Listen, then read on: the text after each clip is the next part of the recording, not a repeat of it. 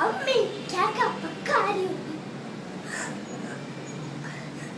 अम्मी की बहुत याद आ रही भाई।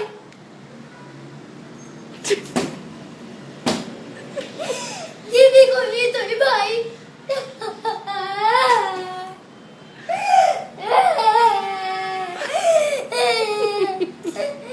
अम्मी क्या क्या पकाई होगी भाई?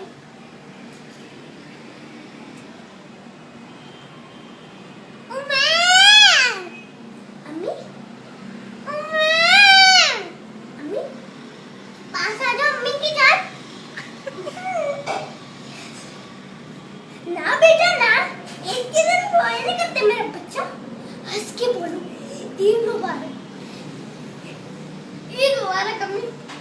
ईद मुबारक बेटा। खाली